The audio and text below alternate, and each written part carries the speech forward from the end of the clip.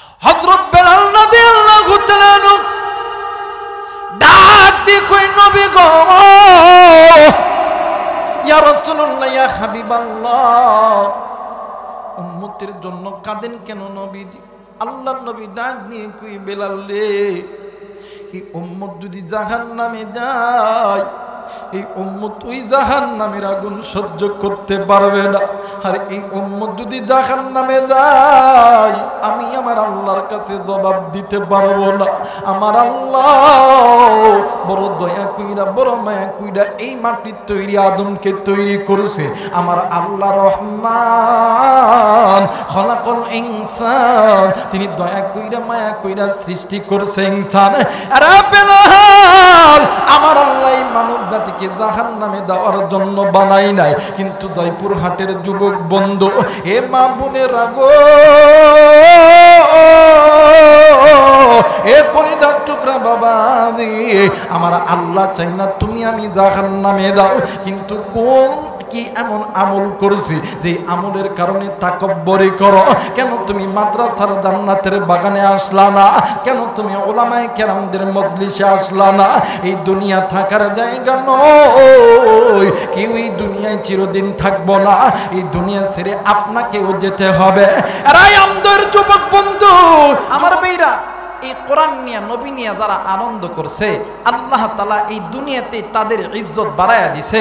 এই কোরআন নিয়ে আনন্দ করেছেন শাইখুল ইসলাম শাহ আহমদ শফি রহমতুল্লাহ আলাই, এই কোরআন নিয়ে আনন্দ করেছেন আল্লামা জুনায়েদ বাবনগরী রহমতুল্লাহ আলাই, এই কোরআন নিয়ে আনন্দ করেছেন নূর হোসেন কাসেমি রহমতুল্লাহ আলাই, এই কোরআন নিয়ে আনন্দ করেছেন আল্লামা দেলার হোসেন সাইদি সাহেব রহমতুল্লাহ আলাই। এই দুনিয়া যতদিন পর্যন্ত থাকবে, আগামী প্রজন্ম তাদেরকে স্মরণ করবে, কারণ তারা কোরআন নিয়ে, নবী নিয়ে আনন্দ করছে। কথা বলেন ঠিক কিনা? আমার ভাইরা, অনেকে চিন্তা করতে পারেন, হুজুর যে সময় গেল কোরআনের পক্ষে থাকলেই জেলখানা, হামলা, মামলা। কিন্তু মুসলমান মনে করে রাখবেন, কোরআনের পক্ষে থাকলে হামলা, মামলা, জেল, জুলুম, নির্যাতন সহ্য করতে হলেও হবে। কারণ এই কোরআনের পিছনে যারাই আছে, হামলা, মামলা যারাই খেয়েছে, ইজ্জত বাড়ায় দিছে। আজ কোরআনের জন্য মাজলুমের কারাগারে, জালেমের কারাগারে ছিল আল্লামা মামুনুল হক, এই জালেমের কারাগারে ছিল মুফতি আমির হামজা, জালেমের কারাগারে ছিল আমিরে জামাত, জালেমের কারাগারে ছিল খালেদ সাইফুল্লাহ আইয়ুবী, জালেমের কারাগারে ছিল খতিবে বাঙ্গাল জুনায়েদ আল হাবিব, জালেমের কারাগারে ছিল কওমি আলিয়ার শত শত হাজার হাজার উলামায়ে কেরাম। আবার যদি কোরআন নিয়া, নবী নিয়া আনন্দ করার জন্য, আল্লাহর এই জমিনে আল্লাহর ইকামতে দিন কায়েম করার জন্য উলামায়ে কেরামদের পক্ষে, কোরআনুল কারীমদের পক্ষে, ইসলামী আন্দোলনের পক্ষে হামলা, মামলা, জেল, জুলুম, নির্যাতন যদি খাটতে হয়, কে কে রাজি আছেন? দুই হাত উঁচু করে আল্লাহরে দেখা।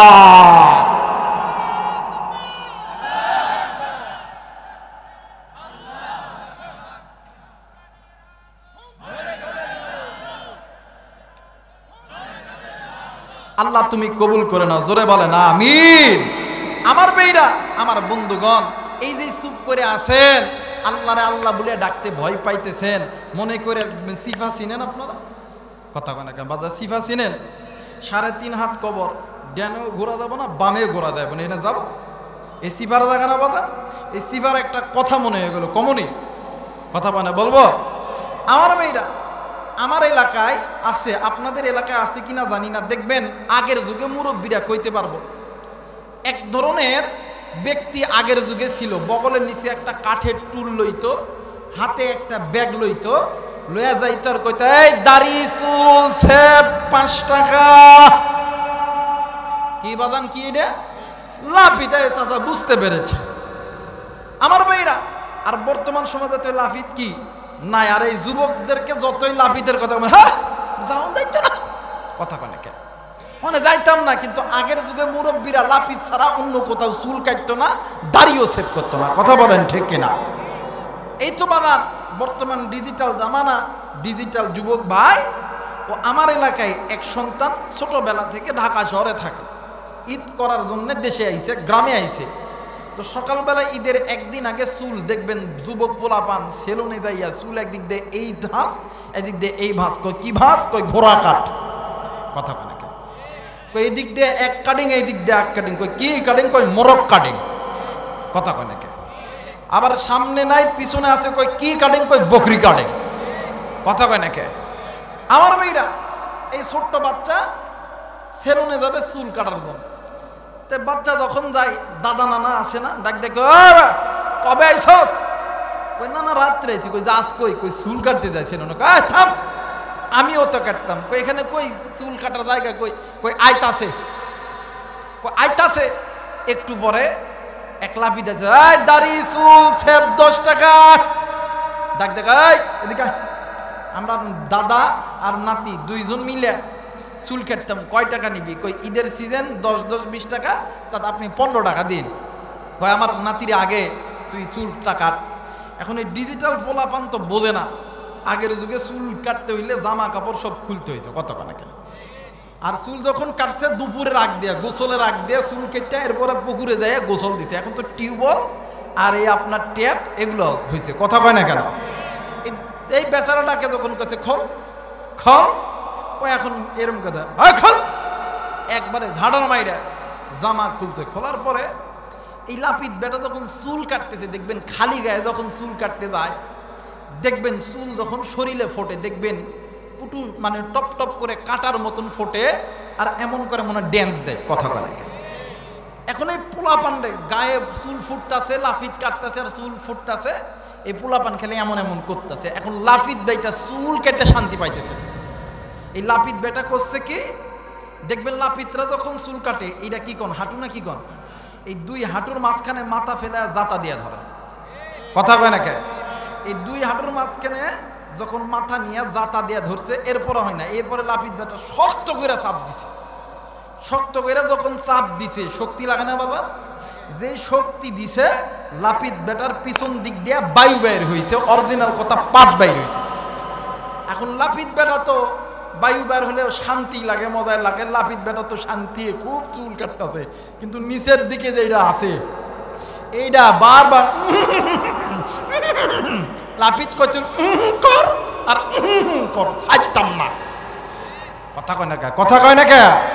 আমার মেয়েরা এক পর্যায়ে এই সন্তান এই গন্ধ সহ্য করতে না পারে ডাক দিয়ে কয়, ও দাদারো, এটা কেমন লাপিত 1 মাস ধরে পায়খানা করে না।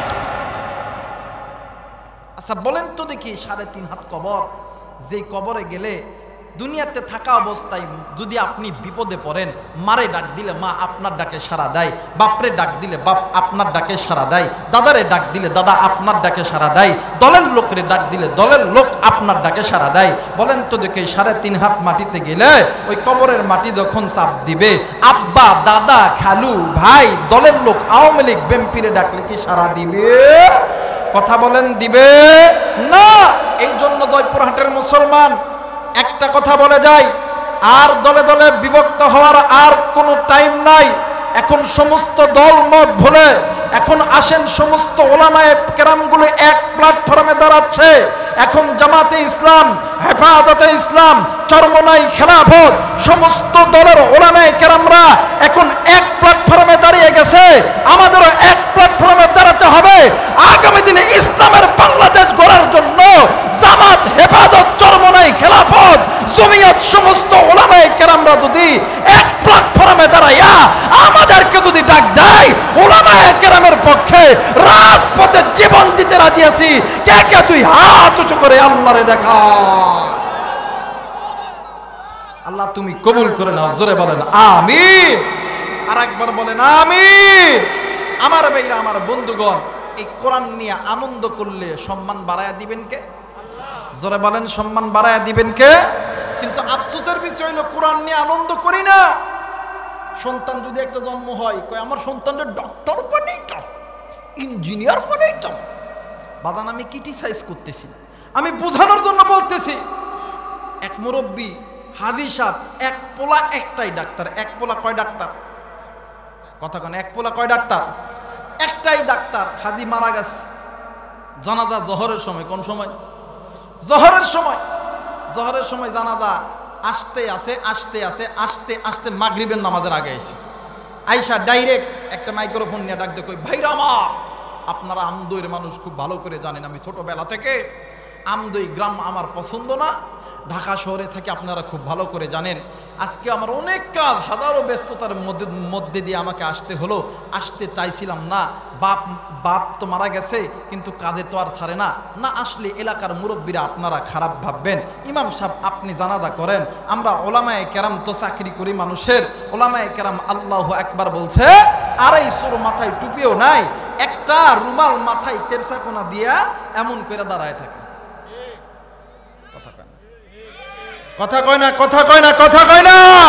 চাচা এমন একটা সন্তান জন্ম দেন যাতে আপনি মারা গেলে আপনার জানাজা করতে পারে, এমন একটা সন্তান জন্ম দেন আপনি মারা গেলে আপনার কবরের পাশে দাঁড়াইয়া সূরা ইয়াসিন পড়তে পারে, সূরা ইখলাস পড়তে পারে, সূরা নাস পড়তে পারে।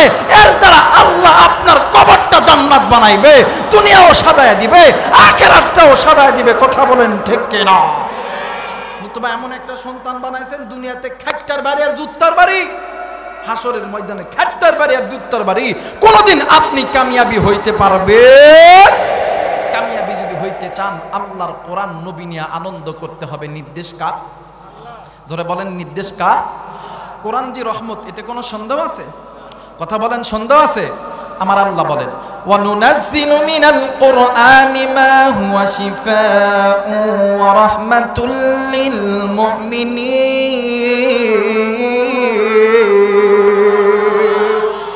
এই মুসলমান, কোরআন তেলাওয়াত করলে আল্লাহু আকবার আসতে হইব না জোরে হইব? জোরে হইব না আসতে হইব? আর এই কোরআন যাদের কাছে ভালো লাগতেছে মনে করে নিবেন আল্লাহ আপনাকে জান্নাতের পথে কবুল করতেছে। সুবহানাল্লাহ বলবেন না?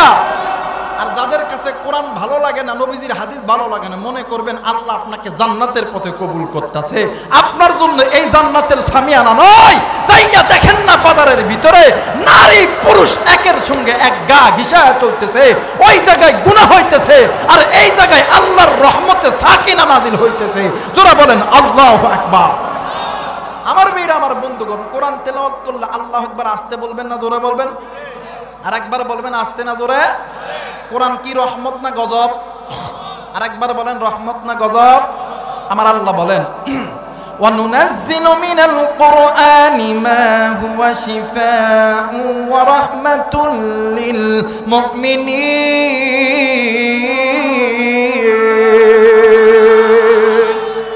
বলেন তো দেখি, আমার নবী উম্মতের জন্য রহমত না গজব? জোরে বলেন, রহমত না গজব? وما أرسلناك إلا رحمة للعالمين وما أرسلناك إلا رحمة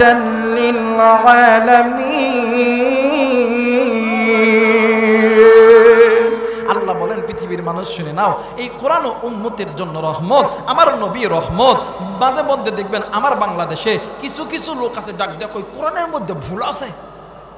কথা কয়, এই কোরআনের মধ্যে কোনো ভুল আছে? কথা বলেন, ভুল আছে?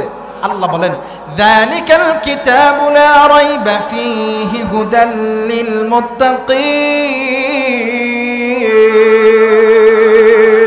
এটা এমন একটা কিতাব, যে কিতাবের ভিতরে ভুল তো দূরের কথা, সন্দেহ করার কোনো অবকাশ নাই।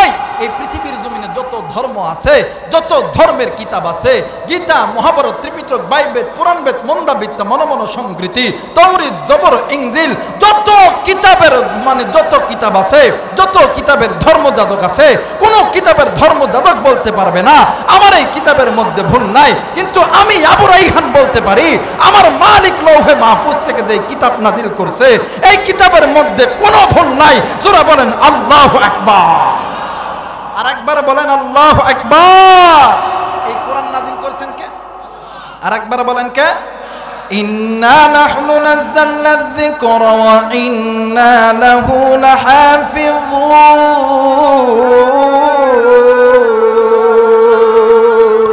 আল্লাহ বলেন, এই কোরআন নাজিল করছি আমি, হেফাজত করবো আমি। এখন যদি বলি বাদান, একজন মানুষকে যদি প্রশ্ন করা হয়, ভাই আপনার বাড়ি কই? কই জয়পুরহাট। এরপরে আপনার বাড়ি কই? কই নওগাঁ। আপনার বাড়ি কই? কই ঢাকা। কই নাম কি? কই মকবুল। কই নাম কি? কই আব্দুল খালেক। নাম কি? আব্দুল সাত্তার। কথা কয় না কেন? কিন্তু আল্লাহ তাআলা এমন এক কোরআন নিয়ে আনন্দ করার কথা বলছেন, এই কোরআনকে যদি কোনো মানুষ জিজ্ঞাসা করে, বলো তো দেখি কোরআন তোমার নাম কি, তোমার বাড়ি কই, আল্লাহর কোরআন বলেন বাল হুয়া কুরআনুম মাজিদুন ফি লাওহিম মাহফুজ। আল্লাহ বলেন, এই পৃথিবীর মানুষ, তোমরা যে আমাকে জিজ্ঞেস করতেছো আমার নাম কি, আমার নাম কোরআন, আর আমার ঠিকানা হইতেছে আল্লাহর লৌহে মাহফুজে। একটু আওয়াজ করে বলেন আল্লাহু আকবার, আর একবার বলেন আল্লাহু আকবার। আমার ভাইরা, আমার বন্ধুগণ, এখন যদি কোরআনকে প্রশ্ন করা হয়, বলো তো কোরআন দেখি এই আসমানের নিচে জমিনের উপরে তোমাকে সবচাইতে ভালোবাসে কে, মোহাব্বত করে কে, ভয় করে কে? আল্লাহর কোরআন বলেন ইন্নামা ইয়াখশাল্লাহা মিন ইবাদিহিল উলামা। আল্লাহর কোরআন বলেন আসমানের নিচে জমিনের উপরে আমাকে মোহাব্বত করে, আমাকে ভালোবাসে, আমাকে ভয় করে উম্মতের ওলামায়ে কেরামরা। একটু আওয়াজ করে বলেন আল্লাহু আকবার। এখন বলবেন হুজুর এই কোরআনকে ভালোবাসলে লাভ কি? লাভ কি? লাভ হইল একটাই, ইন্না আকরামাকুম ইনদাল্লাহি আতকাকুম। আসমানের নিচে জমিনের উপরে এই কোরআনকে ভালোবাসবে যারা, আসমানের নিচে জমিনের উপরে সবচাইতে সম্মানিত তারা। আল্লামা শফি সম্মানিত হয়েছেন, জুনায়েদ বাবনগরী সম্মানিত হয়েছেন, আল্লামা সাইদি সম্মানিত হয়েছেন, মামুনুল হক সম্মানিত হয়েছেন, আমির হামজা সম্মানিত হয়েছেন, আমির জামাত সম্মানিত হয়েছেন। কোরআন নিয়ে আনন্দ করার কারণে, কোরআনকে ভালোবাসার কারণে, কোরআনের জন্য জেল জুলুম নির্যাতন সহ্য করার কারণে। কথা বলেন ঠিক কিনা? মুসলমান ভাইরা আমার বন্ধুগণ, আর লম্বা নয় বাজান রে, দেখতে দেখতে অনেক সময় অতিক্রম হয়ে গেল রে বন্ধু। কেন আপনি আমি কোরআন নিয়ে, নবী নিয়ে আনন্দ করব না? এই বাবান, এই দুনিয়ার জমিনে আসমানের নিচে যত বড় বড় কিতাব আছে, এই কিতাবের ভিতরে সবচেয়ে দামি কিতাবের নাম হইল আল কোরআন। আল্লাহ রাব্বুল আলামিন ডাক দিয়ে বললেন, নবী গো, ইয়া রাসূলুল্লাহ, ইয়া হাবিবাল্লাহ, আমি আল্লাহর পক্ষ থেকে तमाम পৃথিবীর মানুষগুলোকে জানায় দাও আমার আল্লাহ বলেন, ওয়া ইন্নাহু লাযিকরুন লাকা ওয়া লিকাওমিকা ওয়া সাওফা তুসআলুন। আল্লাহ বললেন, নবী গো, ইয়া রাসূলুল্লাহ, ইয়া হাবিবাল্লাহ, আমি আল্লাহ এই যে কোরআন নাজিল করেছি, এই কোরআন আপনার জন্য এবং আপনার উম্মতে মুহাম্মাদের জন্য আমি আল্লাহ আমি আল্লাহ মহাসম্মানের বিষয়বস্তু বানায় দিলাম। এ বাজান, এ জয়পুরহাটের যুবক ভাইরা, এ মুরব্বী বাবারা রে, এ পদ্মার অন্তরালের মা বোনেরা, এ বন্ধু, এই দুনিয়ার জমিনে যত রকম শিক্ষা আছে, বাংলা বলেন, অঙ্ক বলেন, ইংরাজি বলেন, বাজান এই কিতাব জাতির জন্য সম্মান বয়ে আনবে না। সম্মান বয়ে আনলি একটাই মাত্র কিতাব সম্মান বয়ে আনবেন, ওই কিতাবটার নাম হইল আল্লাহর কোরআন। একটু আওয়াজ করে বলেন সুবহানাল্লাহ। মুসলমান বন্ধুরা রে, এই কোরআন যারা মানছে, আল্লাহ তাআলা তাদের ইজ্জত সম্মান বাড়ায় দিয়েছে, দুনিয়াও আলোকিত করায় দিয়েছে, আখিরাতটাও আলোকিত করায় দিয়েছে। এ জয়পুরহাটের বাবাদের রে, এ কলিজার টুকরা বন্ধু, জয়পুরহাটবাসী, আমি তো আপনাদেরকে কলিজা থেকে ভালোবাসি, কিন্তু বাজান রে, ব্যস্ততা বাড়ার কারণে আর জয়পুরহাটের দিকে আসতে পারি না। কিন্তু বাজান, আজ যখন এসেই পড়েছি, চমৎকার কিছু তথ্য দেওয়ার চেষ্টা করব। এ বাজান, এই বাংলার জমিনে একজন আল্লাহর বান্দা ছিলেন। এই আল্লাহর বান্দাকে এই এশিয়া মহাদেশ কেন, বিশ্বের জমিনে সমস্ত ইউরোপ কান্ট্রি, ইউরোপ কান্ট্রির মানুষরাও চিনে। শুধু তাই নয়, এই বাংলার জমিনে আলিয়া কওমি, জামাত, হেফাজত, চরমনাই, আওয়ামী লীগ, বিএনপি, জামাত, জাতীয় পার্টি, সকল দলের মানুষ চিনেন। নারী, পুরুষ, যুবক, যুবতী, বুড়া বুড়ি, হাজার মানুষ ওই আল্লাহর বান্দার পাগল ছিলেন। ওই আল্লাহর বান্দার নাম অন্য কেউ নয়, ওই আল্লাহর বান্দার নাম হইল কোরআনের পাখি আল্লামা দেলার হোসেন সাইদি সাহেব রহমাতুল্লাহ আলাইহি একটু আওয়াজ করে বলেন সুবহানাল্লাহ। মুসলমান বাবাজি, এই তো বাদান গত কয়েকদিন আগে দক্ষিণবঙ্গে ওয়াজের জন্য গেছিলাম। এক পুলিশের বাড়িতে আমারে থাকা খাওয়ার জায়গা করে দিয়েছে। হঠাৎ করে কথা হইতে হইতে পুলিশ আমারে ডাক দিয়ে কই, হুজুর গো, এই দুনিয়ার জমিনে যারাই আল্লাহর কোরআন মানছে আল্লাহ তাআলা তাদের ইজ্জত সম্মান বাড়ায় দিয়েছে। আমি বললাম, ভাইয়া কেমন করে ইজ্জত সম্মান বাড়াইলো? আপনারা তো আমাদেরকে কারাগারের মধ্যে রাখতেছেন।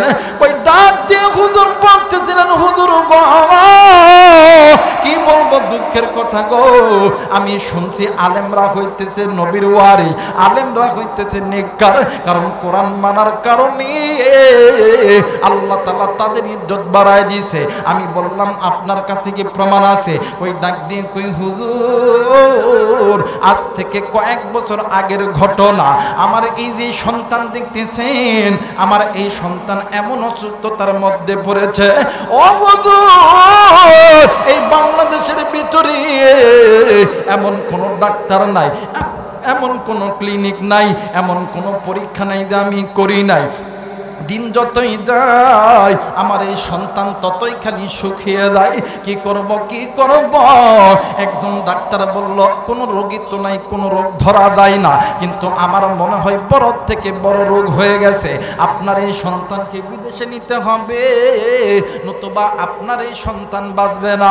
এরা বন্ধু, আমরা মা আর বাবা এই একটা সন্তানের জন্য সারা রাত সারা দিন কতই না কষ্ট করি। এই সন্তানের জন্য আমি কান্দি, আমার বিবিও কান্দি।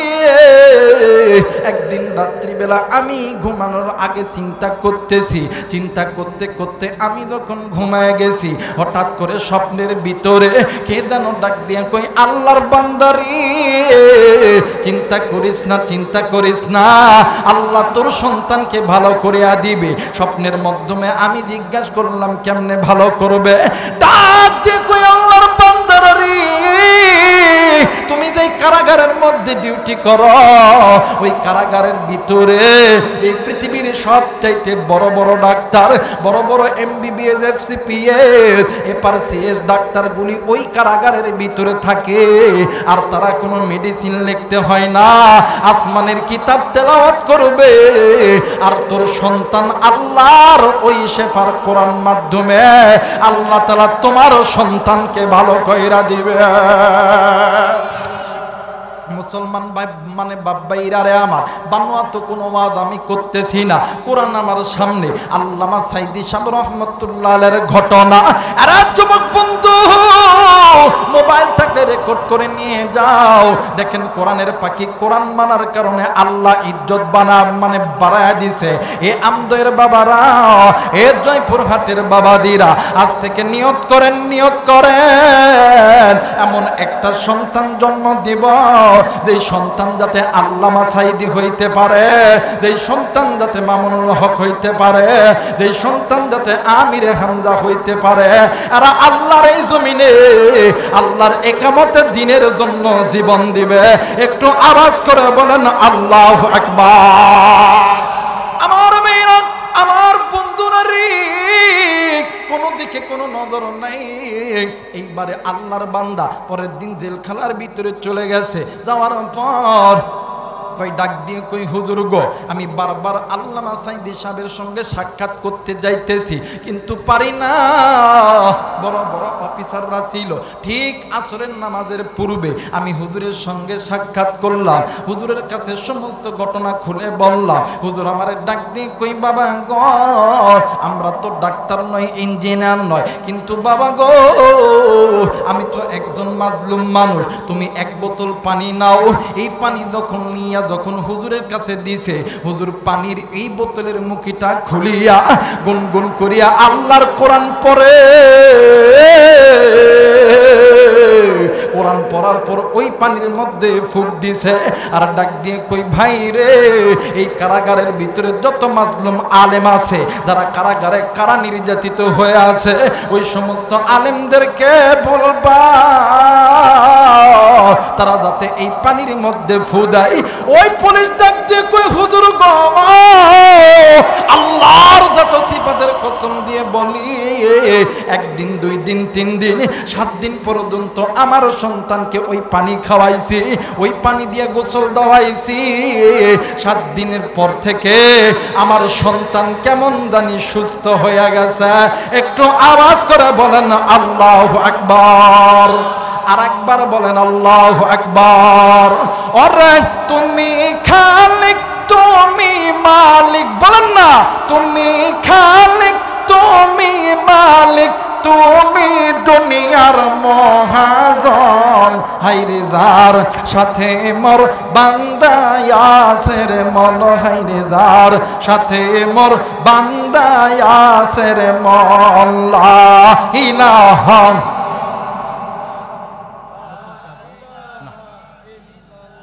মোহাম্মদ লা ইলাহা ইল্লাল্লাহ, লা ইলাহা, আরো জোরে লা ইলাহা।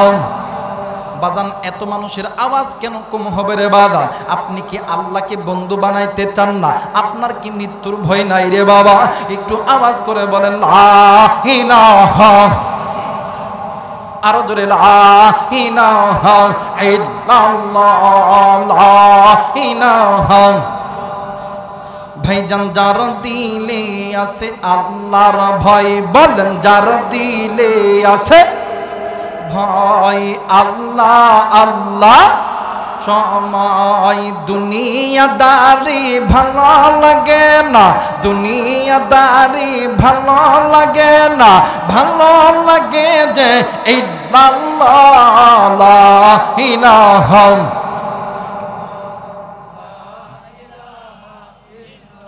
লা ইলাহা ইল্লাল্লাহু মুহাম্মাদুর রাসূলুল্লাহ। সকলেই পড়ি সাল্লাল্লাহু আলাইহি ওয়াসাল্লাম।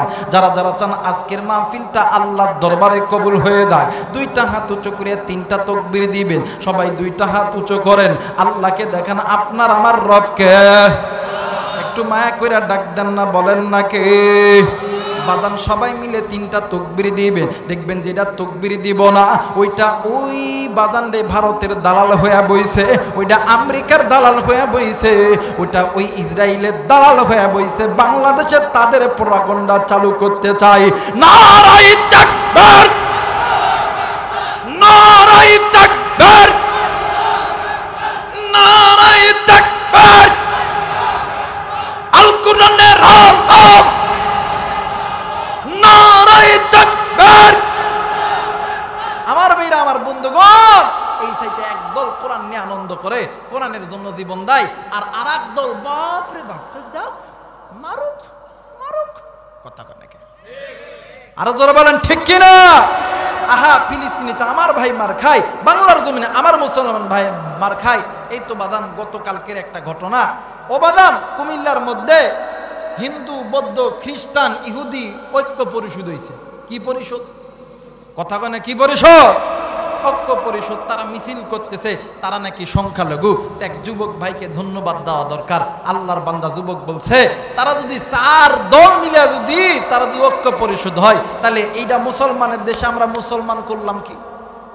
তারা তো আমাদেরকে মাইনাস করে দিতেছে। এই দেশটাকে ইহুদিদের প্রোপাগান্ডা বানানোর জন্য, এরপরে হিন্দুদের প্রোপাগান্ডা বানানোর জন্য, খ্রিস্টানদের প্রোপাগান্ডা বানানোর জন্য, কেউ রামবাম চ্যাটার্জি সাইদা, কেউ ইহুদি সাইদা মুসলমানদের মধ্যে দ্বন্দ্ব লাগানোর চেষ্টা করতেছে। কিন্তু মুসলমান আজ যদি ঘুম না ভাঙ্গে ওই ফিলিস্তিনের মতন মরতে হবে। কেউ তোমার আমার দুঃখের দিনের সাথী হবে। যখন আলেমদেরকে যখন কারাগারে রাখছিল, সাপ্লাই যখন আলেমদেরকে মারছিল, জামাত হেফাজতের ওলামায়ে কেরামদেরকে যখন কারাগারে রাখছিল, একদল হুজুর কই ঠিক ঠিক কি করতাম কি করতাম। কথা বলেন, আরো জোরে বলেন ঠিক কি না? হুজুর আপনি কেন হক কথাটা বলতে পারেননি? এই এলিম শিক্ষা কি লাভ? আর আমরা আগেও কথা বলছি, এখনো কথা বলতেছি। দেখতেছি ইদানিং কিছু কিছু ওলামায়ে কেরামরা মঞ্চে কথা বলতেছে, হাই হাই মুফতি মুহাদ্দিস সব কোরআন তেলাওয়াত করতেছে। কথা কয় নাকি? গত কয়দিন আগে আমার কলিজার টুকরা মাথার সার তাজ আমার ভাই আমার কলিজার টুকরা ভাই মুফতি আমির হামজা ঠাকুরগাঁও কোনো এক এলাকায় একটা মাহফিলে কোনো এক নেতা কোরআন তেলাওয়াত বলতেছে, কিন্তু আমির হামজা ভাই কোনোদিন কোনো মাহফিলে কারো সঙ্গে রেগে কথা বলেছে? কথা বলেন বলেছে? উনি বলছে আপনার আয়াত ঠিক আছে, কিন্তু শুদ্ধ করে পড়াটা এটা আপনার দরকার। উনি উদ্বুদ্ধ করেছে, কিন্তু উনি তার কথা না বুঝে উনি আমির হামজা ভাইকে লক্ষ্য করে ইংলিশে গালি দিতেছে। কিন্তু তা মানে ওই সমস্ত নেতাদেরকে আমরা জানিয়ে দিব, এলাকায় যে সমস্ত দল আছে, যেই দলের নেতাগুলো আছে, সমস্ত ইসলামী দল একতাবদ্ধ হয়ে জানিয়ে দিবেন 17 বছরে যারা মানে যারা আলেমদের উপরে নির্যাতন করেছে, যারা আলেমদের মুখের আট থেকে মাইক মানে এই মাইকটা কেড়ে নিয়েছে, তাদের কি পরিণত হয়েছে। আর তোমরা তো এখনো ক্ষমতা পাও নাই, তোমরা এখনো যদি আলেমদের সঙ্গে এমন আচরণ করো তোমরাও টিকতে পারবে না। কথা বলেন ঠিক না? আমার ভাইরা, আমার বন্ধুগণ, কোরআন মানলে, নবী মানলে আল্লাহ তাআলা ইজ্জত বাড়ায় দেয়। কিন্তু আফসোসের বিষয় হলো মুসলমান হইয়া মুসলমানের সামনে দাঁড়াইতে পারে না। কথা কয় না কেন? ওরে মুসলিম তুই আজ কেন বসে, কথা বলেন ঠিক কিনা?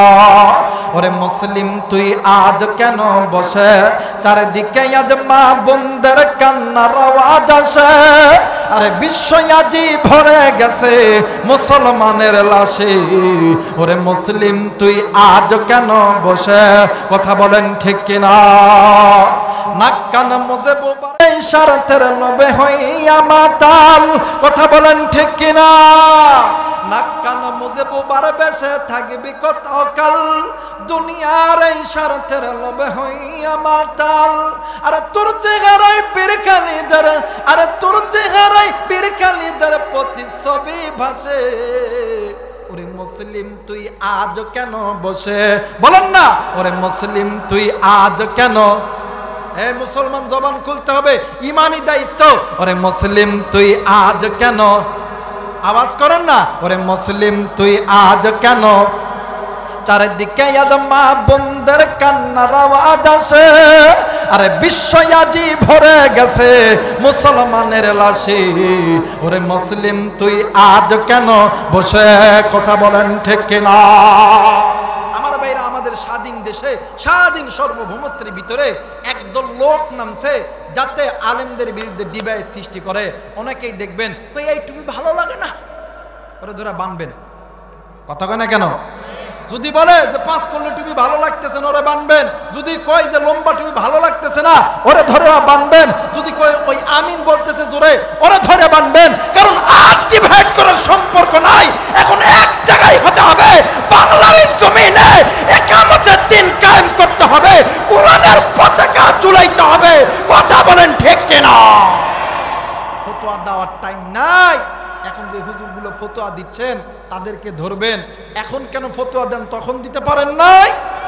কথা কয় না কেন? মসজিদের কোনায় বসে আস্তাগফিরুল্লাহ, আস্তাগফিরুল্লাহ, নাউজুবিল্লাহ, সবসময় আস্তাগফিরুল্লাহ, নাউজুবিল্লাহ তোমাকে আল্লাহর জান্নাতে নিয়ে যাবে। কথা বলেন যাবে? কি হবে আলেম হয়ে ইমাম সেজে সমাজেতে, পারো যদি সত্য কথা উচ্চ স্বরে না বলিতে। কথা বলেন ঠিক কিনা? কি হবে আলেম হয়ে ইমাম সেজে সমাজেতে, পারো যদি সত্য কথা উচ্চ স্বরে না বলিতে। চাকরির ভয় কর যদি ছেড়ে দাও ওই না গদি, চাকরির ভয় কর যদি ছেড়ে দাও ওই না গদি। কি হবে ধোঁকা দিয়ে বিবেকটাকে, কি হবে ধোঁকা দিয়ে আল্লাহকে, কি হবে বেঁচে থেকে অযথা বিদ্যা শিখি যদি না গড়তে পারি শাসনবিহীন সমাজটাকে।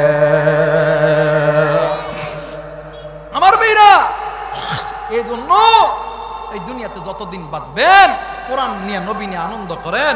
বলেন তো দেখি, এই দুনিয়াতে মানুষ আসার সময় হয়, যাওয়ার কি কোনো টিকিট আছে? আর একবার বলেন আছে? এই দুনিয়া ছেড়ে আপনাকেও যেতে হবে, আমাকেও যেতে হবে। কুল্লু নাফসিন যায়িকাতুল মাউত, মৃত্যুর স্বাদ একদিন না একদিন সকলকেই ভোগ করতে হবে। এই জায়গায় এমন মানুষ কি আসেননি একজন দাঁড়ায় বলবেন হুজুর আমার জিন্দেগির জমিনে গুনাহ নাই? একজন বলবেন হুজুর আমার জিন্দেগির জমিনে গুনাহ নাই, আমি তাকে 1000 টাকা পুরস্কার দিব, বলতে পারবেন? ইচ্ছায় অনিচ্ছায় হাতের গুনাহ, চোখের গুনাহ, কানের গুনাহ, নফসের গুনাহ হয়ে গেছে, শুধু গুনাহ আর গুনাহ, গুনাহ আর গুনাহ। যুবক ভাইয়া, তুমিও মানুষ, আমিও মানুষ, নবীর সাহাবায়ে কেরামরাও মানুষ। বলেন তো দেখি আপনার আমার আমলটা কি আবু বকরের চাইতেও বড়? আওয়াজ করতে হবে, বড়?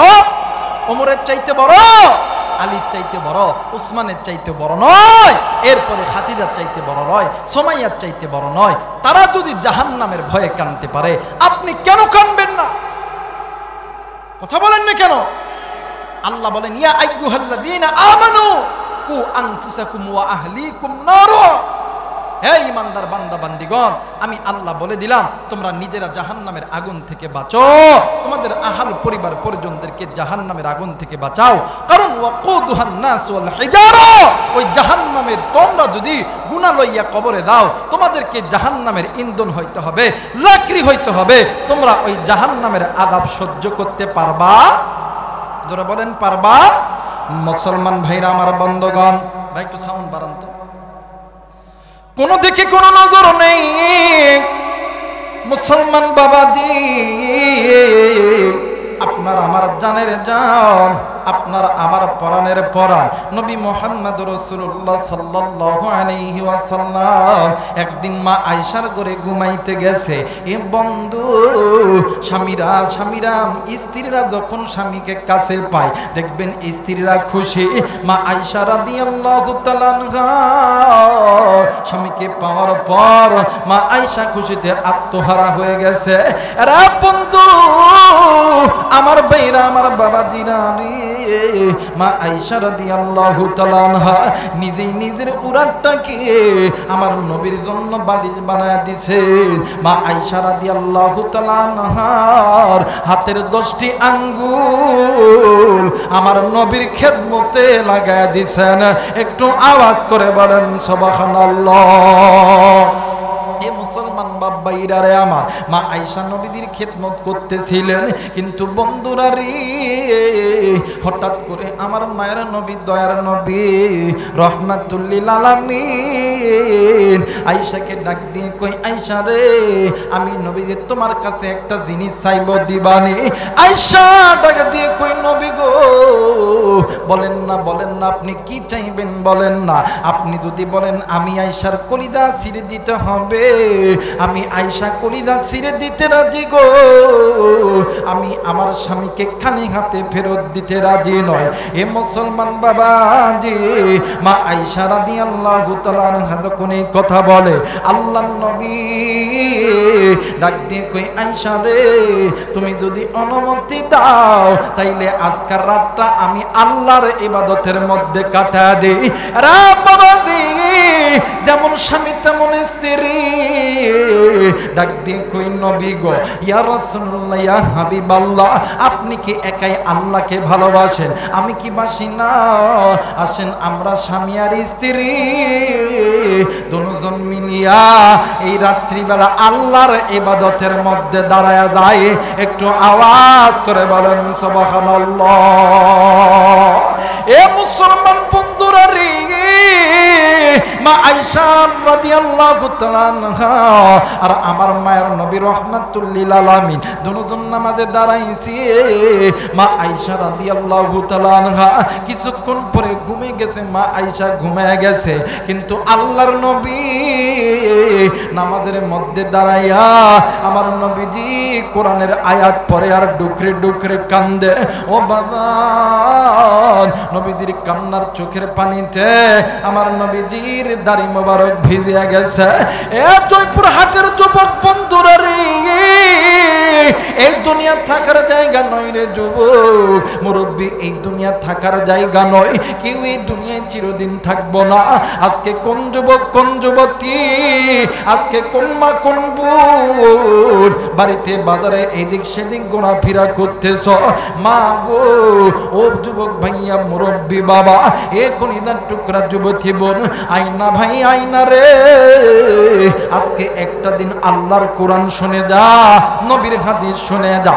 হেদায়েতের মালিক আমরা হুজুর নয়, হেদায়েতের মালিক কে? আরেকবার বলেন কে? আরেকবার বলেন কে?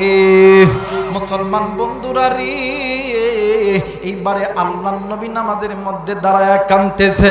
নবীর মসজিদ হযরত বেলাল রাদিয়াল্লাহু তাআলা আনহু আগের যুগে মদিনার মসজিদের ইমাম ছিলেন। হযরত বেলাল আযান দিয়া নবীজির কামরায় যাইতো, এরপরে নবীজি মসজিদে আসতো।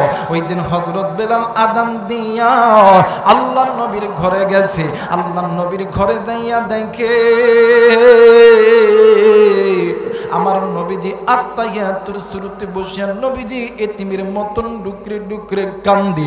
নবীজির কান্নার চোখের পানিতে নবীজির সামনের জায়নামাজটা ভিজে গেছে। হযরত বেলাল রাদিয়াল্লাহু তাআলা আনহু ডাক দিয়ে কই, নবী গো, ইয়া রাসূলুল্লাহ, ইয়া হাবিবাল্লাহ, আপনি কেন কান্না করেন গো নবীজি? ও নবী, আপনি কেন কান্না করেন? আল্লাহর নবী ডাক দিয়ে কই, বেলাল রে, আমি নবী কাঁদতেছি আল্লাহর জাহান্নামের ভয়ে। বেলাল ডাক দিয়ে কই, নবী গো, ইয়া রাসূলুল্লাহ, ইয়া হাবিবাল্লাহ, আমার আল্লাহ বলেছেন আল্লাহ আপনার সামনের গুনাহ মাফ করছে, আল্লাহ আপনার পিছনের গুনাহ মাফ করছে, এরপরও আপনি কেন জাহান্নামের ভয়ে ডুকরে ডুকরে কান্দেন? আমার নবী ডাক দিয়ে কই, বেলাল রে, আমি নবী আমার জন্য কান্দি না, আমি নবী কান্দি আমার এতিম উম্মতের জন্য। হযরত বেলাল রাদিয়াল্লাহু তাআলা ডাক দিয়ে কই, নবী গো, ইয়া রাসূলুল্লাহ, ইয়া হাবিবাল্লাহ, উম্মতের জন্য কাঁদেন কেন নবীজি? আল্লাহর নবী ডাক দিয়ে কই, বেলাল রে, এই উম্মত যদি জাহান্নামে যায়, এই উম্মত ওই জাহান্নামের আগুন সহ্য করতে পারবে না। আর এই উম্মত যদি জাহান্নামে যায়, আমি আমার আল্লাহর কাছে জবাব দিতে পারবো না। আমার আল্লাহ বড় দয়া কইরা, বড় মায়া কইরা এই মাটির তৈরি আদমকে তৈরি করেছে। আমার আল্লাহ রহমান, খলাকল ইনসান, তিনি দয়া কইরা মায়া কইরা সৃষ্টি করছে ইনসান। আরে বেলাল, আমার আল্লাহ মানব জাতিকে জাহান্নামে দেওয়ার জন্য বানাই নাই। কিন্তু জয়পুর হাটের যুবক বন্ধু, এ মা বোনেরা গো, এ কলিজার টুকরা বাবা, আমার আল্লাহ চাই না তুমি আমি জাহান্নামে দাও, কিন্তু কোন কি এমন আমল করছি যে আমলের কারণে তাকব্বরি করো? কেন তুমি মাদ্রাসার জান্নাতের বাগানে আসলা না? কেন তুমি উলামায়ে কেরামদের মজলিসে আসলা না? এই দুনিয়া থাকার জায়গা নয়, কেউ এই দুনিয়ায় চিরদিন থাকবো না, এই দুনিয়া ছেড়ে আপনাকেও যেতে হবে। এরাই আমাদের যুবক বন্ধু, যুবতী বোন, আপনার মতন কত যুবক ছিল আজকে নাই, মুরব্বী আপনার মতন কত মুরব্বী ছিল নাই। এই দুনিয়া ছেড়ে আপনিও যাবেন, আমিও যাব। সময় থাকতে কোরআন মানেন, নবী নিয়ে আনন্দ করেন। আল্লাহ তাআলা ওই নবী আর কোরআন নিয়ে আনন্দ করার কারণে আল্লাহ তাআলা কবরটা জান্নাত বানায় দিবেন। এখন বলতে পারেন, হুজুর নবী তো নাই, কোরআন তো কাগজের কিতাব, এই কোরআন কেমন করে মানুষদেরকে আল্লাহর জান্নাতে নিয়ে দেয়? আরে বন্ধু, খাতাইসুল কুবরা আল্লামা জালালউদ্দিন সাইয়্যিদী রাহমাতুল্লাহ আলাইহি থেকে নকল করে জামানার বড় আলেম শাইখুল হাদিস আল্লামা জাকারিয়া সাহেব রাহমাতুল্লাহ আলাইহি তিনি তিনার কিতাবের ভিতরে বলেন, আল্লাহর নবীর জামানার পর হযরত আবু বকর খিলাফত যখন পেয়েছেন, হযরত আবু বকর রাদিয়াল্লাহু তাআলা আনহু একদিন আসরের নামাজ পড়ার পর মসজিদ থেকে বাড়ির দিকে যখন যাবে, ইতিমধ্যে 8 থেকে 12 বছরের একটা বালক সন্তান হযরত আবু বকরের পা চাপটি মেরে ধরছে। বাবাজি গো, হযরত আবু বকর ডাক দিয়ে কই, বাবা গো, তুমি আমার পা চাপটি মেরে ধরলা কারণ কি? ডাক দিয়ে কই, হুজুর আমার মা বলেছে যদি কোনো আলেম মানুষ, যদি কোনো মুসাফির ব্যক্তি, যদি কোনো কোরআনের হাফেজ, যদি কোনো জান্নাতি ব্যক্তি যদি কারো বাড়িতে যায়, আমার আল্লাহ ওই ব্যক্তির ওসিলায় ওই বাড়িতে যদি কোনো অসুস্থ ব্যক্তি থাকে, আমার আল্লাহ শেফা দান করে দেয়। একটু আওয়াজ করে বলেন সুবহানাল্লাহ। আজকে এই আলেমদেরকে যারা হামলা মামলা জেল জুলুম নির্যাতনে রাখছে, খোদার কসম তাদের এই বাংলার মাটিতে বিচার হবে হবে, ছাড় দেওয়া হবে না। কথা বলেন ঠিক কিনা? তাদের ছাড় দেওয়া হবে না। এই আলেমদের ইজ্জত সম্মান যারা মিটানোর চেষ্টা করেছে, এই বাংলার মাটিতে তাদের বিচার হবে। কথা বলেন ঠিক কিনা? দেখার সুযোগ হবে ইনশাআল্লাহ। দোয়া করবেন আল্লাহ যারা আলেমদের ইজ্জত, যারা আলেমদের সম্মান নষ্ট করেছে, তাদের শাস্তি যাতে বাংলার জমিনে দেখতে পারে। বলেন না আল্লাহু আকবার। আরেকবার বলেন আল্লাহু আকবার। আমার ভাইরা, আমার বন্ধুগণ, হযরত আবু বকর ডাক দেখো, বাবা গো, আমার মনে হয় তোমার মা একজন দিনদার পরহেজগার, চলো চলো তোমার বাড়িতে যাই। এবার আবু বকরও যায়, ওই সন্তানও যায়। যাইতে যাইতে বাড়ি যখন পাবে ভাব, ওই বাড়ির মধ্যে থাইকা একটা ছোট্ট বাচ্চা মহিলার আওয়াজে ডাক দিয়ে কই, মাগো, আজ থেকে আমি কারে আব্বা কয়ে ডাকবো? কে আমারে আদর করব? কে আমারে মোহাব্বত করব? ওই বাচ্চার কান্না শুনিয়া এই যুবক সন্তান মাটিতে পড়ায়া গড়ায় গড়ায় কাঁদতেছে। একটু আওয়াজ করে বলা যাবে না আল্লাহু আকবার? আর একবার বলেন আল্লাহু আকবার। মুসলমান ভাইরা, আমার বন্ধুগণ, কোনো দিকে কোনো নজর নেই। আরে বন্ধু, মোবাইল থাকলে রেকর্ড করে নিয়ে যান। বাজানে আমি চলে যাওয়ার পর এই বয়ানটি আপনি বালিশের কানে লাগায় শুনবেন। আবার বলতেছি বাজান, হেদায়েতের মালিক আমরা হুজুর না। ইন্নাকা লা তাহদি মান আহবাবতা ওয়ালাকিন্নাল্লাহা ইয়াহদি মান ইয়াশা। হেদায়েতের মালিক কে? আর একবার বলতে হবে কে? আওয়াজ করে বলেন কে? হেদায়েতের মালিক আমার আল্লাহ। আল্লাহ ইচ্ছা করলে আপনাকে পথভ্রষ্ট করতে পারে, আল্লাহ ইচ্ছা করলে আপনাকে দিনের পথে আনতে পারে। আরে বন্ধু, আমার ভাইরা, আমার বাবাজিরা রে, এইবারে হযরত আবু বকর ডাক দিয়ে কই, বাবা গো, তুমি কাঁদতেছো, তোমার কান্নার কারণ কি? ডাক দিয়ে কই, হুজুর গো, ওই দিকে শোনেন নাই, ঘরের মধ্যে আমার বোন কান্দে। আমার মনে হয় আমি বাবা হারা হয়ে গেছি, আজ থেকে কে আমারে আদর করবে? হযরত আবু বকর ডাক দিয়ে কই, বাবা গো, চিন্তার কোনো কারণ নাই। যে সন্তানের দুনিয়ার জমিনে মা নাই, বাবা নাই, ওই এতিম সন্তানের জন্য আছেন তিনি আসমান আর জমিনের মালিক তিনি। একটু আওয়াজ করে বলেন সুবহানাল্লাহ। মুসলমান বাবাজি, আমার ভাইরা, আমার বন্ধুরা রে, এইবারে হযরত আবু বকর ডাক দিয়ে কই, বাবা গো, তোমার মাকে দিয়ে বলো না তোমার বাবার লাশটা একটু বাহির করে দিক। ও বন্ধু, এইবার লাশটা যখন বাইরে করে দিছে, হযরত আবু বকর নিজে লাশটাকে ধুত করছে, নিজে গোসল করাইছে। গোসল করানোর পর কাফনের কাপড় পরাইছে। কাফন পরানোর পর ওলামা মানে সাহাবায়ে কেরামদেরকে লইয়া হযরত আবু বকরের ইমামতিতে জানাজার নামাজ শুরু হইয়া গেছে।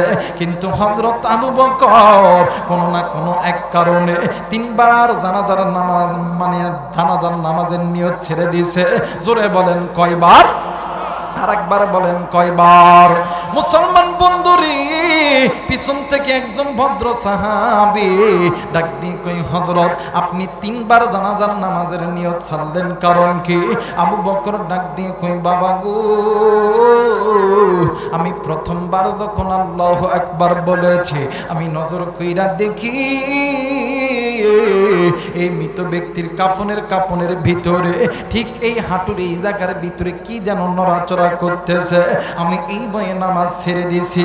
ও বাবা গো, দ্বিতীয়বার আমি যখন আল্লাহু আকবার বলেছি, আমি নজর কইরা দেখি এই মৃত ব্যক্তির ঠিক মান্দার কোমরের এই জায়গার ভিতরে কি যেন নড়াচড়া করতেছে। আমি এই ভয়ে জানাজার নামাজের নিয়ত ছেড়ে দিয়েছি। তৃতীয়বার আমি যখন আল্লাহু আকবার শব্দ বলেছি, আরে সাহাবী, আমি নজর কইরা দেখি এই মৃত ব্যক্তির ঠিক বুকের এই জায়গার ভিতরে কি যেন নড়াচড়া করে। কয়েকজন সাহাবী ডাক দিয়ে কই, হুজুর গো, আপনি যদি অনুমতি দেন তাইলে আমরা এই কাপড়ের কাপড়টা একটু চেক করব। আরে মুসলমান বন্ধু, জয়পুরহাটের ভাইরারি কয়েকজন সাহাবী মিলিয়া কাপড়ের কাপড় চেক করার জন্য গেছে। কেবল মাথার সাইডে যেখানে চকলেটের মতন মরানো থাকে ওই জায়গা যেমন একটু পেঁচ খুলিয়া যখন সামান্য একটু ফাঁক করছে, ওই কাপড়ের ভিতর থেকে বিশাল বড় একটা সাপ ওই মৃত ব্যক্তির বুকের উপর দাঁড়ায়া আমার আল্লাহর নামের জিকির করতেছে। একটু আওয়াজ করে বলেন সুবহানাল্লাহ। মুসলমান ভাইরা আমার, বন্ধুরা রে, এই দৃশ্য দেখিয়া আবু বকর সহ অন্য যারা সাহাবী ছিল সবাই কিংকর্তব্য বিমূঢ় হয়ে গেছে। ভাইজান, একজন আরেকজনকে ধরিয়া কান্দে। এই দুনিয়ার জমিনে এমন কোন মা নাই রে, এমন কোন বাবা নাই, সন্তান মারা গেলে সন্তানের খাটিয়ার উপরে সাপ যদি এমন কইরা থাকে কোনো মা কোনো বাবা সহ্য করতে পারবে না। আরে দামদয়ের বাইরা, এই দুনিয়ার জমিনে এমন কোন ছেলে সন্তান নাই, কন্যা সন্তান নাই, মা বাবা যদি মারা যায়, মা বাবার খাটের উপরে সাপ যদি দলে কোন সন্তান সহ্য করতে পারবে না। প্লিজ বাদান, কেউ কারোর দিকে নজর নিবেন না। কেউ যদি চলিয়া যাইতে চায় আপনি তারে চলিয়া যাইতে দিবেন। ও যুবক বন্ধু, মুরব্বী বাবারা রে, বাদান আমার বাড়িতে যাইয়া কি করবেন? হয়তো বা একটু ঘুমাইবেন, হয়তো বা আগামীকাল কাজে যাবেন, এই কাজের আপনি রুটিন সাজাইবেন। কিন্তু একটা বার কি নজর করছেন আপনি যে ঘুমাইবেন, এই ঘুম আপনার আমার জীবনের শেষ ঘুম হইতে পারে। আল্লাহ যদি হায়াত দেয় সকালবেলা ফজরের আযান কানে আইতে পারে, না থাকলে নাও আইতে পারে রে। এইবারে হযরত আবু বকর ডাক দিয়ে কই, সাহাবীরা তোমরা সবাই খামোশ হয়ে দাও। এইবারে হযরত আবু বকর ওই সর্পকে সালাম দিলেন। সালাম দেওয়ার সঙ্গে সঙ্গে আমার আল্লাহ সাপের জবান মানুষের জবানে পরিণত কইরা দিলেন। একটু আওয়াজ করে বলেন সুবহানাল্লাহ। আমার ভাইরা, আমার বন্ধুগণ, আবু বকর ডাক দিয়ে কই, বাবা গো, তুমি কে? আমি তোমার চিনি না। ডাক দিয়ে কই, নবীর সাহাবী, তোমার নাম আবু বকর, তুমি নবী জলিলুল কদর সাহাবী, তুমি আমারে চিনবা না। তুমি জলদি করে এই লোকটিকে কবরের ভিতর নামাও। আমার মতন আরো 69টি সাপ এই ব্যক্তির জন্য কবর অপেক্ষা করতেছে।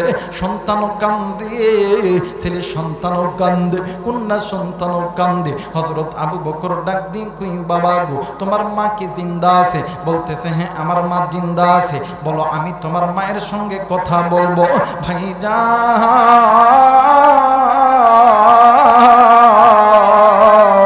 এইবারে হযরত আবু বকর পর্দার ভিতর থাইকা ওই মৃত ব্যক্তির স্ত্রীকে ডাক দিয়ে কই, বঙ্গ, স্বামীর সবচেয়ে গোপন খবর থাকে স্ত্রীর কাছে। অপুন, তোমার কাছে আমার প্রশ্ন হইল, তোমার স্বামী কোনোদিন যদি তোমার সঙ্গে খারাপ ব্যবহার করে থাকে, তোমার হক যদি নষ্ট করে থাকে, তুমি আল্লাহর হস্তে তোমার স্বামীকে মাফ করে দাও। ওই স্ত্রী ডাক দিয়ে কই, আবু বকর, আমি আল্লাহর জাত সিফাতের কসম দিয়া বলি, আমি যেই দিন থেকে এই বাড়ির পুত্র বধূ হয়েছে, ওই দিন থেকে আমার স্বামী আমার সঙ্গে উচ্চ গলায় কথা বলে নাই। একটু আওয়াজ করে বলেন সুবহানাল্লাহ। আর বর্তমান আমার বাংলাদেশে যদি হায় যদি ভাতেতে একটু তরকারি থেকে একটু লবণ বেশি হয়, ওই ফকিনে বেটা, লবণ কম দিছিস কা, কম দিছিস কা, কথা কয় না কে? যদি একটু লবণ কম, তোর বাপের বাদ যেন লবণ নাই, এগুলো আমার বাড়িতে নাই, লবণ হয় না কেন, কথা কয় না কেন? কাপড় কাচতে দিয়ে ঝাটকা দে পিটু, কথা কয় না কেন? মহিলাদেরকে মারবেন না, দাম্পত্য জীবনে সুখের দরকার আছে না বাবা? মাঝে মধ্যে কাছে টানে ডাক দিয়ে ময়নার মা, আমি তো খুব ভালোবাসি, আই লাভ ইউ, কথা কয় না কেন? আরে হাইছেন না মিয়া, এটাও সুন্নত, কথা বলেন ঠিক কিনা? খালি ওই মানে ওই যে ওনে গনে বাজারে যায়, সিপাই চাপা যায়, অন্য মেয়েরে দেখো, I love you, I you, কথা কয় না কেন? এই আই লাভ ইউটা ঘরে যেটা আছে ওটার মধ্যে কেউ দেখবো ওই ঘরটা আল্লাহর জান্নাতে ভরে যাবে। জোরে বলেন আল্লাহু আকবার। মাঝে মধ্যে আমদই বাজারে আসেন না বাবা আপনারা? যখন একটা পেঁয়াজি খাবেন, একটা কমলা খাবেন, আপেল খাবেন, চা খাবেন, ডাক দেখো কলিয়া কি একটু আপেল কি লইতাম? নিতে হবে না, খালি কইবেন জান একটা কি পেঁয়াজি লইতাম। একদিন প্রতিদিন নিতে হবে না, যদি একদিন নেন কয়েকদিন পরে মহিলাদের কিন্তু একটা সংসদ বসে, কথা কয় না কেন? এই মহিলারা কিন্তু অনেক দিনের কথা মনে রাখতে পারে, কথা কয় না কেন? কয়েকজন যখন এক জায়গায় যখন সংসদ বসবে, একজন আর একজনের ডাক দেখে, ও তুই জানোস নি আমার জামাইটা না খুব বালা রে, আমার খুব ভালোবাসে, আমিও ভালোবাসি, আই লাভ ইউ, কথা কয় না? কই কিরে তোর জামাই তোর এত ভালোবাসে? হ, বাজারে গেলে কিছু খাইলে আমার বারবার ফোন দেয়। আমদই বাজারে যখনই যায় ডাক দিয়ে কই জান তুমি কি কিছু খাইতা, তোমার নামে কি কিছু লইতাম? আমার এটা ভালোবাসে রে, কলজা দিয়া ভালোবাসে, আমিও ভালোবাসি, আই লাভ ইউ। জোরে কোন আল্লাহু আকবার। এই ঘরের মধ্যে আল্লাহর রহমত আছে, যে ঘরের ভিতরে স্বামী স্ত্রীর মধ্যে মহব্বত আছে, ঝগড়া নাই, দ্বন্দ্ব নাই, ওই ঘরের মধ্যে আল্লাহর রহমত আছে। আর যে ঘরের ভিতরে স্বামী স্ত্রীর মধ্যে পর্দা নাই, ওই ঘরের ভিতরে কোনোদিন আল্লাহর রহমত নাই। কথা বলেন ঠিক কিনা? আমার মেয়েরা স্ত্রী সার্টিফিকেট দিতেছে যে আমার স্বামী জীবনে কোনোদিন আমার সঙ্গে কোনো খারাপ ব্যবহার করে না। আর এখনকার যেগুলা বিয়ে করছেন কানিত হাসরের ময়দান যেদিন কায়েম হবে, আমার আল্লাহকে ভাই রহিমা জরিনা তোমার স্বামীরে জান্নাতে দিব দেনগে। মহিলাদের কিন্তু একটা কান্নার ঢং আছে, কথা কয় না কে? যখনই দেনগা কয়ে যখন ভাগ মারবো দেনগে, আল্লাহকে ডাল মে কুছ কালা হয়, কথা কয় না কে? ডাল মে কুছ কালা হয়, আল্লাহকে ভাই ফেরেশতারা দেখতো মুখ বেশ কি মানলো কে, কথা কয় না কে? ওই দিন ধরা পড়বেন, ওই দিন কি ধরা যাবেন, পাশ পাওয়ার কোন রাস্তা পাইতে।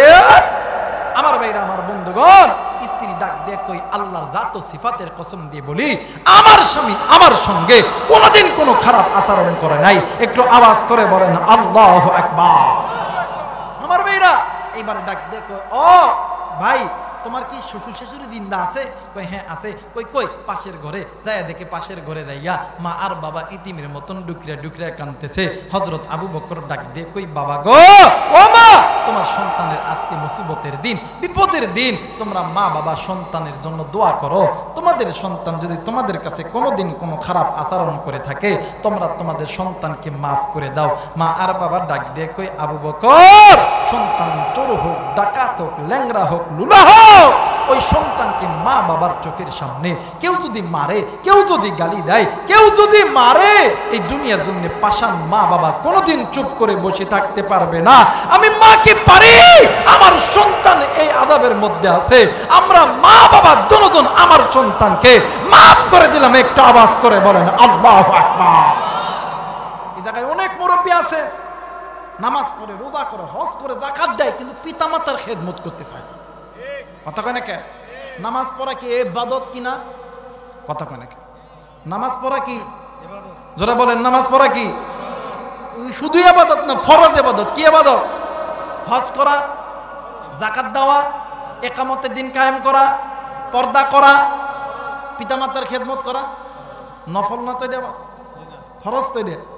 আল্লাহ বলেন ওয়াকাদা রাব্বুকা আল্লা তা'বুদু ইল্লা ইয়াহু ওয়া বিল ওয়ালিদাইনি ইহসানা। এই পৃথিবীর মানুষ শুনে নাও, আমি আল্লাহর অনুগত্য ইবাদত করার পরে তোমরা তোমাদের পিতামাতার প্রতি ইহসান করো, দয়া করো, মায়া করো। কথাটি বুঝে থাকলে জবাব দিবেন নির্দেশ কার? আরেকবার বলেন নির্দেশ কার? এই জায়গায় অনেক মুরব্বী আছেন, বুঝে হোক না বুঝে হোক ওই মা বাবারে কষ্ট দিছেন, কিন্তু মনে করে রাখবেন মা বাবা যদি জিন্দা থাকে ওই মা বাবার কাছে দিয়া মাফ চাইবেন। মা বাবা যদি মাফ করে তোমার জন্য আল্লাহর জান্নাতের দরজা খুলে যাবে। আর মা বাবা যদি মাফ না করে তুমি কোনোদিন আল্লাহর জান্নাতে যাইতে পারবে? তোমার আমার কথা বার্তায় কাজে তাকুল্লাহুমা উফ। মা বাবা যদি অন্তরে একবার মুখ দিয়ে উফ শব্দ ব্যবহার করে, দুনিয়াতেও শান্তি পাবা না, আখেরাতেও শান্তি পাবা। কথা বলেন পাবা? কারণ মা বাবা এমন একটা দামি সম্পদ। উলামা হযরত এখানে আছেন, দেখবেন অনেক সময় অনেক যুবক আলেমদের কাছে দোয়া চায়, হুজুর একটু দোয়া করেন আল্লাহ যাতে আর্মি বানায়, পুলিশ বানায়, র্যাব বানায়, বিডিআর বানায়। হুজুর দোয়া করেন আমদই বাজারে একটা দোকান দিছি, ব্যবসার মধ্যে যেন বরকত দেয়। হুজুর ভোটে দাঁড়াইছি, আল্লাহ যাতে ভোটে চেয়ারম্যান বানায়, মেম্বার বানায়। দোয়া চাই কি চাই না? কথা বলতে হবে, চাই কি চাই না? আমার মেয়েরা, আলেমরা দোয়া করলে দোয়া কবুল হইতেও পারে, না হইতে পারে, কিন্তু বাদান কলিদার টুকরা যুবক, কলিদার টুকরা মুরব্বী, কলিদার টুকরা মা, কলিদার টুকরা আলেম ভাইরা, মা বাবার দোয়ার আগে একজন ব্যক্তির দোয়া আল্লাহর দরবারে কবুল। কলিদার টুকরা বাবারা, কেমন করে বুঝামু? আমার কাছে বোঝানোর মতন তো কিছু নাই। এই কোরআন আমার কাছে আছে, কোরআন মাথায় নিয়ে বলতেছি, যদি কোনো মা আর বাবা তোমার আর আমার জন্য আসমানের মালিক আল্লাহর কাছে হাত তোলে, আমার আল্লাহ কোনোদিন খালি হাতে ফেরত দিবে না। এই যুবক, কি চাও? ডাক্তার হবা, ইঞ্জিনিয়ার হবা, আর্মি হবা, পুলিশ হবা, বিডিআর হবা, র্যাব হবা? মুরব্বী, আপনি জয়পুরহাটে সবচেয়ে বড় ধনী হবেন। আজকে রাত্রিবেলা বাড়িতে যাবেন, আমি রাইহান কোরআন মাথায় নিয়ে বলতেছি, ওই মা আর বাবার কাছে দোয়া চাইবেন। ওই মা আর বাবার দোয়া করতে দেরি হবে, আমার আল্লাহ কবুল করতে দেরি করবে না। কারণ পিতা মাতা যখন আল্লাহর কাছে হাত তোলে, পিতা মাতার দোয়া আর আল্লাহর মাঝখানে কোনো পর্দা থাকে না, ডাইরেক্ট আমার আল্লাহ কবুল করে দেয়। ভালো দোয়া করলেও যেমন কবুল, খারাপ দোয়া করলেও যেমন কবুল। এই কারণে অনেক সময় মা বাবা সন্তানের উপর রাগ হইয়া সন্তানকে বদদোয়া দেন। হাত জোর করে বলি, মা বাবা কোনোদিন সন্তানকে বদদোয়া দিবেন না। আপনার একটা বদদোয়ার কারণে আপনার সন্তানের সারা জিন্দগি ভবিষ্যৎ নষ্ট হয়ে যেতে পারে। আর সন্তানদেরকে বলবো, তোমরা ইচ্ছায় অনিচ্ছায় কোনোদিন মা বাবারে কষ্ট দিয়ে কথা বলবা না, মা বাবারে দুঃখ দিবা না। কারণ পিতা মাতা যদি তোমার উপর খুশি হইয়া যায়, আমার আল্লাহ খুশি হবে। আর পিতা মাতা যদি নারাজ হয়, আমার আল্লাহ নারাজ হবে। কোনদিন তুমি শান্তি পাবা। মা বাবার দোয়া যে কবুল বাজান রে, এই মা বাবার খেদমত করাটা একটা ইবাদত। কেমন ইবাদত? ফরজ ইবাদত। নামাজ যেমন ফরজ, হজ যেমন ফরজ, যাকাত যেমন ফরজ, রমজানের রোজা যেমন ফরজ, এইটাও কিন্তু একটা ফরজ ইবাদত। আজকে এই ময়দানে কোন যুবকের জানি মা নাই, কোন যুবকের জানি বাবা নাই। এর যুবক বন্ধু, এ কলিজার টুকরা বাবা জি, আজকে কোন মায়ের কথা আপনার মনে পড়ে না, কোন বাবার কথা আপনার মনে পড়ে না? আজকে কোন মুরব্বী মা দুনিয়া থেকে চলে গেছে রে বাবা, আপনি মায়ের সাথে খারাপ ব্যবহার করছেন। আজকে মা দুনিয়ার জমিনে নাই, আপনার কপাল তো পুইরা গেছে মুরব্বী। এ বন্ধু, আল্লাহ নবীর জনাবে মুহাম্মদুর রাসূলুল্লাহ সাল্লাল্লাহু আলাইহি ওয়াসাল্লাম একদিন মসজিদের মধ্যে আমার নবী বসে আছে। রে বন্ধু, হঠাৎ করে একজন মহিলা, একটা মহিলা এসে ডাক দিয়ে কই, হুজুর গো, ও হুজুর আপনার কাছে এসেছি। ডাক দিয়ে কই, বোন গো কেন আইছো বলো না? ডাক দিয়ে কই, হুজুর আমার স্বামীর নাম আলকামা, আমার স্বামী মৃত্যু যন্ত্রণায় ছটফট করতেছে। ও বাজান, আল্লাহ নবী ডাক দিয়ে কই, চলো চলো। এরা বন্ধু, আল্লাহ নবী যাইয়া নজর কইরা দেখে রে, আলকামার জবান বন্ধ, কালেমা নসিব হয় না। আল্লাহ নবী ডাক দিয়ে কই কই কই কই, আলকামার মা কই? ও বাজান, পাশের ঘরে যাইয়া দেখে আলকামার মা আউলা বেশ পাগল বেশ হইয়া সন্তানের জন্য কাঁদতেছে। আল্লাহ নবী ডাক দিয়ে কই, মা গো,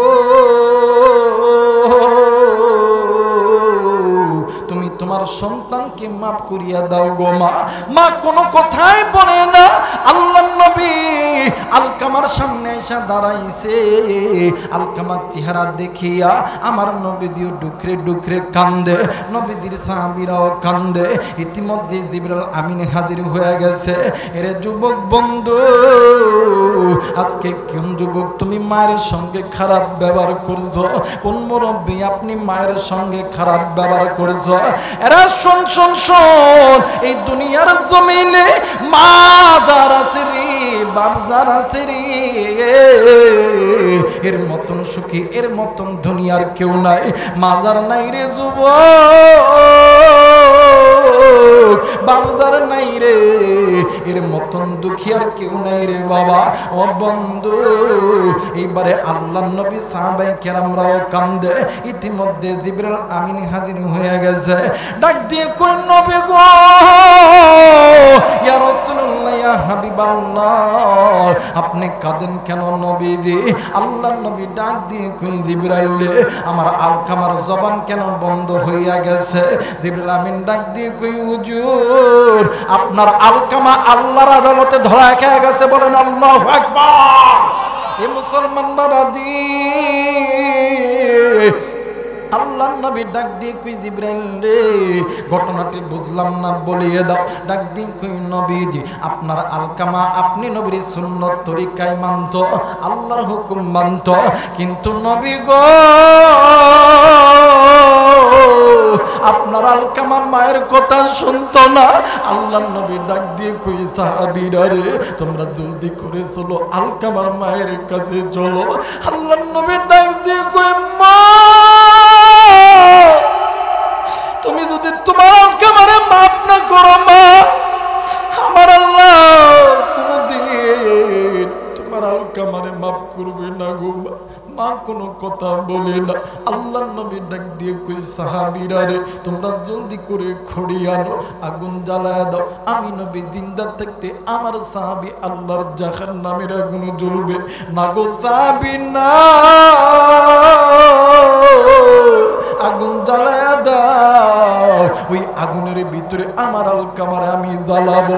ও বাজার, এইবারে আগুন যখন জ্বালাবে আলকামার মা ডাক দিয়ে কই নবী গো, ইয়া রাসূলুল্লাহ, ইয়া হাবিবাল্লাহ, আপনি আলকামা তো আমার সন্তান, আপনি কেন আমার সন্তানকে আগুনে জ্বালাইবেন? আল্লাহ নবী ডাক দিয়ে কই মা গো, আপনার সন্তান তো জাহান্নামের আগুনে জ্বলবে, এই জন্য আমি নবীর উম্মত, আমি জিন্দা থাকতে জাহান্নামে জ্বলবে না, না আমি নিজ হাতে জাহান্নামে জ্বলাইব। এই জয়পুর হাটের বাবাদিরাও, আমদয়ের বাবারা, কোন দিকে কোনো নজর নাই। এ বন্ধু, মা জননী ডাক দিয়ে কই নবী গো, সন্তান খারাপ হোক, সন্তান লুচ্চা হোক, সন্তান ডাকাত হোক, সন্তান মা বাবার কাছে যতই অন্যায় করুক না কেন, ওই মা বাবার চোখের সামনে সন্তানকে আগুনে জ্বালাইলে কোনো মা বাবা সহ্য করতে পারে না। আরে আমদয়ের বাবাদিরা রে, আজকে এই জান্নাতের বাগানে আসার সময়, আজকে কে গো বন্ধু তুমি মায়ের কবরের পাশ দিয়ে এসেছ? কে গো বন্ধু তুমি বাবার কবরের পাশ দিয়ে এসেছ? ওই কবরস্থানের ভেতর থেকে তোমার আমার মা, তোমার আমার বাবা ডাক দিয়ে কই বেটা রে, আমি মায়ের কথা কি মনে পড়ে না, আমি বাবার কথা কি মনে পড়ে না? আজকে আমি মার বাবা এই কবরে জাহান্নামের আগুন সহ্য করতে পারি না। হে বেটা, একদিন তোর জন্যই আমি মা, তোর জন্যই আমি বাবা কত না কষ্ট করেছি, তোর জন্যই আমি মা, আমি বাবা সুদকে সুদ বলিয়া গণ্য করি নাই, ঘুষকে ঘুষ বলিয়া গণ্য করি নাই। আমি মা, আমি বাবা নামাজে দাঁড়াইছি, তুই ওয়া করে কাঁদছ। ওই সময় ফজর পড়ি নাই, জহর পড়ি নাই, আসর পড়ি নাই। এক ওয়াক্ত নামাজ কাদা করলে 80 হুব্বা জাহান্নামে চলতে হবে রে। আমি জানি না রে কার মায়ের কবর জানি জাহান্নামের আগুনে জ্বলে, কার বাবার কবর জানি জাহান্নামের আগুনে জ্বলে। তুমি আমি সন্তান হইয়া ওই মা বাবার জন্য কোন কোন নেককার বান্দা বান্দি আমি মুসাফিরের সঙ্গে দোয়া করে বাড়িতে যাবেন, দুই হাত উঁচু করে আল্লাহরে দেখাও, আল্লাহ তুমি কবুল করো। ও মালিক, নাফরমান বান্দাগুলি চলিয়া যাবে, আল্লাহ গো নেককার বান্দাগুলি যাবে না। আল্লাহ তুমি এই নেককার বান্দা বান্দিদেরকে কবুল করে নাও। মালিক তুমি দেখো নেককার বান্দা বান্দি হাত উঠাইছে, নাফরমান বান্দা বান্দি উঠাই নাই। পিতা মাতার নেককার সন্তানগুলি হাত উঠাইছে, নাফরমান সন্তানগুলি চলিয়া গেছে। আল্লাহ তুমি এই সন্তানগুলোকে কবুল করে নাও। জোরে জোরে বলেন আমিন, আরেকবার বলেন আমিন। মুসলমান বাবাজি, এইবারে আল্লাহর নবী ডাক দিয়ে কই মাগো, তুমি যদি তোমার সন্তানকে মাফ না করো মা, আমার আল্লাহ কোনোদিন সন্তানকে মাফ করবে না। ডাক দিয়ে কই নবীজি, আমি মা বললেই কি আল্লাহ মাফ করবে? ডাক দিয়ে কই মাগো, তুমি মা যখন আল্লাহর কাছে হাত তুলবা, তোমার হাত আর আল্লাহর মাঝখানে কোনো পর্দা থাকবে না, ডাইরেক্ট আমার আল্লাহ কবুল করে নেবে। এইবারে আলকামার মা দুইটা হাত উঁচু করিয়া আল্লাহকে ডাক দিয়ে কই আল্লাহ, ডাক দেন না, বলেন না আল্লাহ, মায়া কইরা ডাক দেন না, বলেন না আল্লাহ। মা বাবার কবরে আযাব মাফের জন্য মায়া কইরা ডাক দেন না, বলেন না আল্লাহ। ও বন্ধু, মা জননী তুই হাত উঁচু করিয়া ডাক দি কই আল্লাহ, আমি আমার সন্তানের প্রতি খুশি গো আল্লাহ, তুমিও আমার সন্তানের প্রতি খুশি হইয়া দাও। এ বন্ধু, কিতাব প্রমাণ করে হযরত আবু বকর রাদিয়াল্লাহু তাআলা আনহু বলেন, মা দোয়া করতে দেরি গো, আমার আল্লাহ আলকামার জবান থেকে কালেমা বাহির করতে দেরি করে নাই। একটু আওয়াজ করে বলেন সুবহানাল্লাহ। মুসলমান বন্ধুরে, আজকে ওই মা হারা, ওই বাবা হারা কোন এতিম আছে আমি জানি না রে। আজকে ওই মা বাবার জন্য কোরআন নিয়ে নবী নিয়ে আনন্দ করতে কে কে রাজি আছেন? দুই হাত উঠে আল্লাহরে দেখান। আল্লাহ তুমি কবুল করো। নারায়ে তাকবীর।